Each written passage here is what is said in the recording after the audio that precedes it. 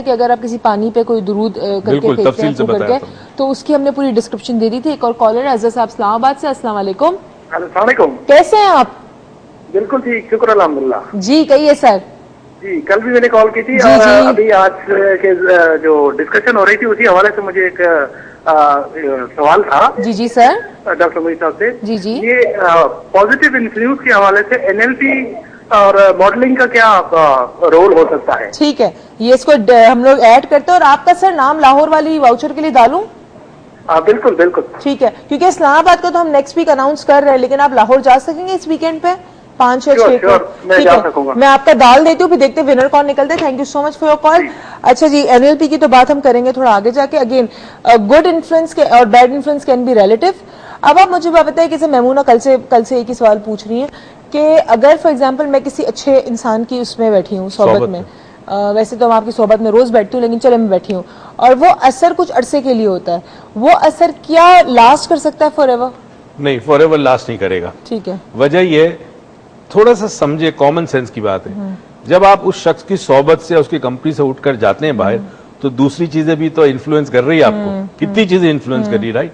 तो वहां आप कुछ दिन बैठते हैं, आपको अच्छा लगता है, सुकून होता है। बाहर जाते हैं, फिर और चीजें इन्फ्लुएंस करती है, जो इन्फ्लुएंस अपोजिट करती है उसके, तो आप फिर वीक हो जाते हैं। तो कंटिन्यूअस सोबत, यानी एक शख्स के साथ आपने मुसलसल मुस्तकिल राब्ते में रहना होगा।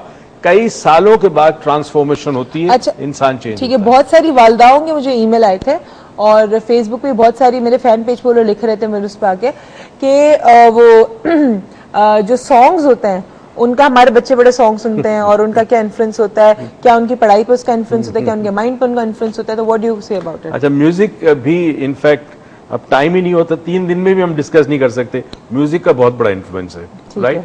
But the right kind of music, अगर हम गुड इन्फ्लुएंस की बात करें। ठीक है। हार्ड मेटल, ये नेगेटिवली इन्फ्लुएंस करता है, इश्तियाल पैदा करता है, तशद्दुद पैदा करता है। This is a medical fact. तो म्यूजिक वो सुने, आइडियली इंस्ट्रूमेंटल म्यूजिक सबसे सूदिंग होता है, क्योंकि उसमें वर्ड्स नहीं होते। क्योंकि जब आप वर्ड्स सुनते हैं तो आपका माइंड मीनिंग ढूंढता है, मीनिंग ढूंढता है तो ब्रेन का एक प्रोसेस शुरू होता है। तो लाइट किस्म का म्यूजिक को, इंस्ट्रूमेंटल, एक्सीलेंट स्टडीज के साथ, स्पेशली बच्चे को प्रॉब्लम हो रही है अगर कंसंट्रेशन में, स्टडीज में, बैकग्राउंड में इंस्ट्रूमेंटल म्यूजिक हो, वो बच्चे का राइट ब्रेन हेमिस्फीयर को एक्टिवेट करता है, पढ़ाई में बहुत आसानी हो जाती है बच्चे। तो हार्ड मेटल नहीं सुनना चाहिए? हार्ड मेटल या बहुत ज्यादा रैप हो गया, फिर फास्ट म्यूजिक हो, लाउड भी नहीं सुनना चाहिए। म्यूजिक लाउड नहीं होना चाहिए, बिकॉज वो music is the food for the soul. उस पर कभी बात करूंगा कि वो क्या मुराद है उसका। ये music, this music is not food for the soul, it's poison for the soul, right? मैं किस म्यूजिक की वो बात की जा रही है वो हम बात करेंगे। इसी तरह आपकी रिलीजियस चीजें बड़ी इन्फ्लुएंस करती है पॉजिटिवली। फॉर एग्जाम्पल, आप तिलावत कुरान पाक सुनते हैं किसी कारी की, और वो आपके कल्ब पे बहुत अच्छा असर करती है, नात बहुत अच्छा असर करती है। ठीक है। मिसेस रुखसाना है गुजरावाला से। अस्सलाम वालेकुम। जी वालेकुम सलाम। कैसी हैं आप? बिल्कुल ठीक ठाक, आपका प्रोग्राम बहुत अच्छा है। बहुत शुक्रिया जी। मैं डॉक्टर मोईद से बात करना चाहूँगी। जी करिए, इधर ही है जी। अस्सलाम वालेकुम। वालेकुम सलाम। डॉक्टर साहब, आपका प्रोग्राम बहुत अच्छा है और मैं बहुत शौक से आपका प्रोग्राम देखती हूँ। बहुत शुक्रिया। और मुझे आपका वोचर चाहिए लाहौर के लिए। ठीक है, हम आपका नाम लिख रहे हैं, तो अब जिसका भी निकलता है वो विनर होगा। और थैंक यू सो मच आपकी कॉल का। हमारे साथ कॉलर है मिसेस अमजद साहिबा इस्लामाबाद से। अस्सलाम वालेकुम। वालेकुम अस्सलाम। कैसी हैं आप? ठीक ठाक, आप कैसी हैं? बिल्कुल ठीक ठाक। बड़ा अच्छा टॉपिक है आपका। बहुत शुक्रिया। वैसे मेरा ये पहला कॉल है किसी भी शो में। देखा, हम तो जीत गए। ये इन्फ्लुएंस है आपके प्रोग्राम का। वैसे तो मुझे करना था उस दिन जिस दिन आपका बड़ा जबरदस्त एक टॉपिक था, क्या खोया क्या पाया। बहुत कुछ था मेरे पास बोलने को, लेकिन बैड लक की बात नहीं हो सकी। कोई नहीं। तो सर को भी सलाम मेरी तरफ से। अच्छा, आप ये बता दें, जो खोया उसका क्या इन्फ्लुएंस हुआ और जो पाया उसका क्या इन्फ्लुएंस हुआ? हाँ चलें, ये भी सही है। इस टॉपिक से बात की जा सकती है। जो पाया, जो खोया, तो उसका तो जाहिर बुरा ही इन्फ्लुएंस था, लेकिन शायद उसके अगेंस्ट ही जो पाया है वो बहुत अच्छी चीज जो मुझे मिली है वो अल्लाह से कुर्बत है, और एक नया रास्ता, एक इल्म का वो रास्ता जो शायद फर्ज है हर औरत और मर्द पे, और उसको हम इग्नोर कर देते हैं। सही बात। वो इल्म मैंने हासिल करना शुरू कर दिया है, बिल्कुल सही, खुद अपनी तस्हीह करनी शुरू कर दी है। तो खैर पाया, बहुत कुछ पाया यकीनन, शुक्र है अल्लाह का। एक सवाल इस हवाले से मेरे जहन में था कि माँ बाप का असर होता है बच्चों पर, टीचर्स का होता है, रिश्तेदारों का भी होता है, जहाँ हम काम करते हैं उन लोगों का होता है, सबका होता है। मैं पूछना चाहती थी कि ये खास रिश्ता जो अल्लाह ने औरत और मर्द का बनाया है तो बहुत खूबसूरत, लेकिन इंतहाई पेचीदा भी है साथ साथ। इसका असर एक दूसरे पे कितना होता है, और जो अच्छा असर होता है वो क्यों नहीं होता है? क्यों? अब मैं सिर्फ शोहरों को चले नहीं ब्लेम करती, दोनों की बात करते हैं कि क्यों मैं, अगर उसकी कोई अच्छी बात है या वो मुझे मेरी तस्हीह कर रहा है कोई, तो मैं ये क्यों कहती हूँ कि बस तुम्हें तो मेरे अंदर खामियां नजर आती हैं, मैं ये क्यों नहीं सोचती कि हाँ वाकई होगा, या किसी के अच्छे अमल से मैं क्यों नहीं, मतलब हस्बैंड एंड वाइफ क्यों नहीं एक दूसरे से वो करते हैं? ठीक है मैम, आप लाहौर पहुंच सकेंगे? आपको मैं लाहौर के वाउचर के लिए नाम लिखूं कि आप इस्लामाबाद के वाउचर पर लिखेंगे? नहीं, इस्लामाबाद के लिए जरूर लिखिएगा। मैं आपका नाम नेक्स्ट वीक हम अनाउंस करेंगे। Thank you so much for your call. और हस्बैंड एंड वाइफ का इन्फ्लुएंस एक दूसरे पे किस तरह होता है इस पर हम बात करेंगे। जा रहे छोटी सी का कहीं मत जाएगा, और सारे कपल्स बैठ के देखें कि एक दूसरे पे आप किस तरह इन्फ्लुएंस कर सकते हो। Keep watching.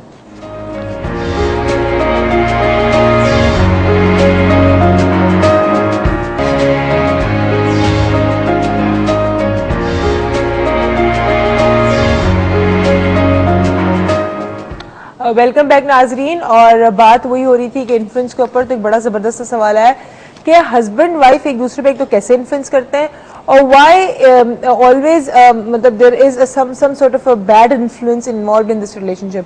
अच्छे भी होते हैं but majority is always bad. Why?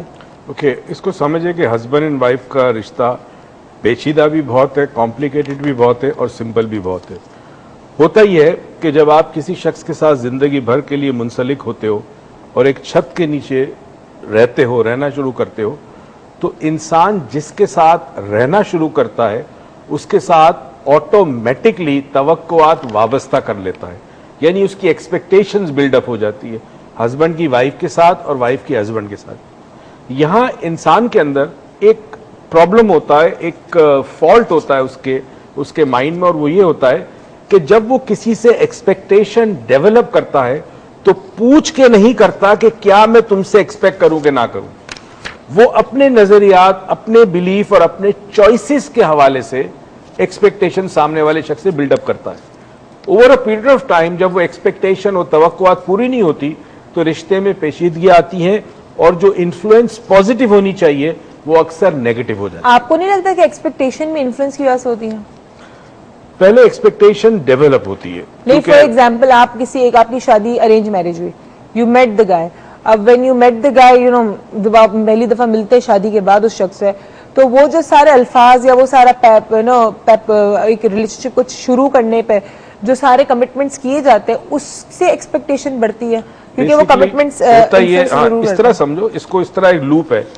शादी जब होती है और आप कहते हो कि कबूल है, वो कबूल होना इन्फ्लुएंस करता है आपके माइंड को। ठीक है। जब इन्फ्लुएंस होता है तो इसका मतलब है अब आपने सर्टेन एक्सपेक्टेशन हो गई। मर्द जब बीवी का घूंघट उठाता है दुल्हन का, तो कुछ एक्सपेक्टेशंस होती है उसकी। फॉर एग्जांपल खूबसूरत होगी, हसीन होगी। अच्छा, बीवी एक्सपेक्टेशन लेके घर पे आती है, तो expectation is the main cause for negative influence. नहीं, मे बी नहीं, वो तो चले एक रियलिटी एक्सपेक्टेड है कि जी शक्ल कैसी होगी, सूरत कैसी होगी, चलो भी देखी हुई है। लेकिन अपार्ट ऑफ दैट, लेकिन जो हम सारे वादे करते हैं शुरू रिलेशनशिप करने से पहले या रिलेशनशिप के अंदर भी, फॉर एग्जाम्पल लोग वादा करते फिर तोड़ देते हैं, एंड देन दे एक्सपेक्ट कि ठीक है हाँ तोड़ दिया तो कोई बात नहीं, लेकिन उनका टूटा हुआ वादा दूसरे पे किस तरह इन्फ्लुएंस करता है? डेफिनेटली नेगेटिवली करता है। तो उसूल होना चाहिए। असल में इसमें भी एक लूप है कि अब वो शख्स जो वादा करता है वो बाज दफा नहीं पूरा कर सकता, कोशिश पूरी करता है मगर उसके इख्तियार में नहीं होता। तो अगेन जिसने वादा किया वो भी और फैक्टर से भी इन्फ्लुएंस होता है। चले अगेन ये सारी बातें तो वही है ना कि आप, मैं सॉरी इस पे मैं अग्री नहीं करती आपसे, तो हम डिस्कस करेंगे, लेकिन वही जस्टिफिकेशन देने वाली बात है कि जी ये हो गया, यानी टायर पंचर हो गया तो मैं लेट हो गया, तो मसला हो गया तो मैंने वादा पूरा नहीं किया। लेकिन चले इस बात को डिस्कस करेंगे। हमारे साथ एक और कॉलर है। अस्सलाम वालेकुम। हेलो, अस्सलाम वालेकुम। वालेकुम सलाम। कौन कैसी हैं साहिबा? ठीक ठाक। आप? मैं लुबना आफ्ताब बात कर रही हूँ। कैसी हैं आप? बस अल्लाह का शुक्र। आप डॉक्टर साहब कैसे हैं? मैं ठीक ठाक। अस्सलाम वालेकुम। आपने अभी जिस टॉपिक पे बात की म्यूजिक के हवाले से, मैं उसी सिलसिले में आपसे एक बात करना चाहूंगी। हो सकता है ये बात शायद लोगों को पसंद आए या ना आए, लेकिन आपने जो एक इन्फ्लुएंस की बात की कि जिस तरह का म्यूजिक सुनना चाहिए और नहीं सुनना चाहिए, उस अगर बात के बैकग्राउंड में देखा जाए कि हमारे यहाँ जो एक इंफीरियर किस्म का कॉम्प्लेक्स हमारी यंग जनरेशन के अंदर, खासतौर से पड़ोसी ममालिक के म्यूजिक को लेके जिस तरह का एक इश्तियाल किस्म का है लोगों के अंदर, तो वो क्या हमारी सोसाइटी में उनकी अपनी लाइफ के ऊपर, हमारे सोसाइटी के ऊपर क्या इम्पैक्ट कर रहा है, और क्या उसको इसी तरह जारी रहना चाहिए, या उनकी जिंदगी में उससे क्या बेहतरी आ रही है, या क्या मतलब आप समझ सकते हैं मेरी बात का मतलब कि मैं क्या कहना चाह रही हूँ। थैंक यू सो मच आपकी कॉल का लुबना साहब। इस जरा एक और कॉलर हमारे साथ। अस्सलाम वालेकुम। जी वालेकुम अस्सलाम। कौन साहिबा? कहाँ?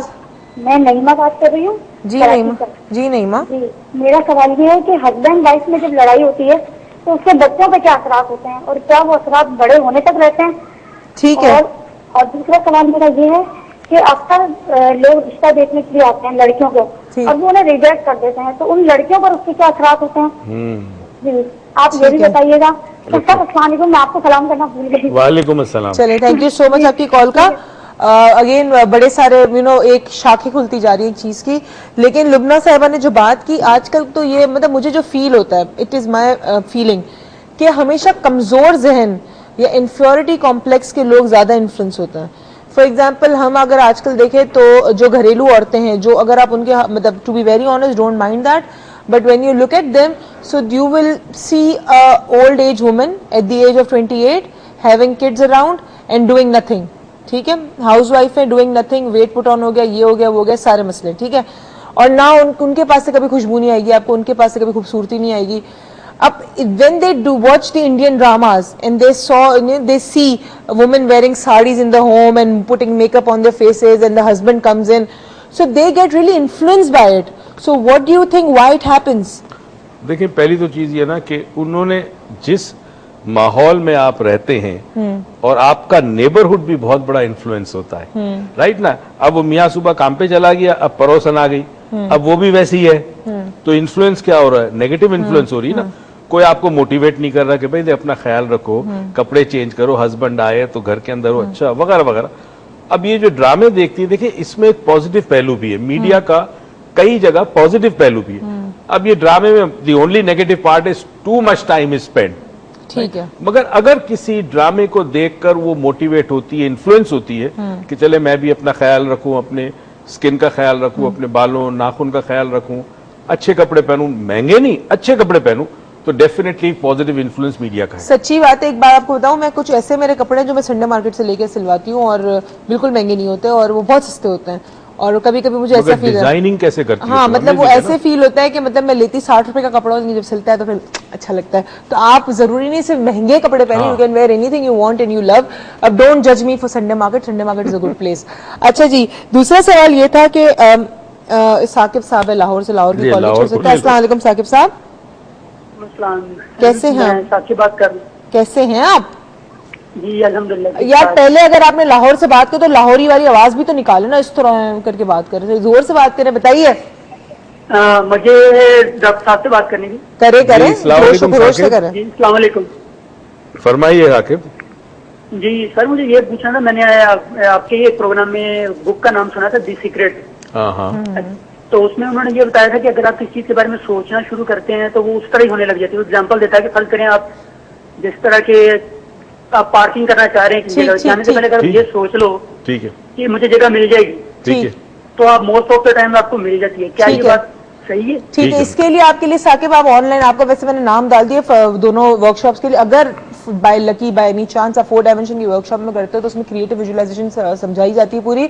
लेकिन अगर आपको नहीं मिलता वाउचर तो हमारा वीडियो है क्रिएटिव विजुअलाइजेशन का, यूट्यूब पे भी है, फेसबुक पेज पे भी है, ज्वाइन करें, वहां पे उस प्रोग्राम में पूरी चीजें डिस्क्राइब कर दी गई कि किस तरह काम करता है। This is another topic. अच्छा, क्या कुछ बोल रहे थे आप लोग? अच्छा, क्रिएटिव विजुअलाइजेशन पे भी हम 3 दिन प्रोग्राम कर लेंगे। नहीं कर चुके हैं एक दफा कर प्रोग्राम, चुके कर हैं, चुके और हैं भी हम एक कर- दफा प्रोग्राम।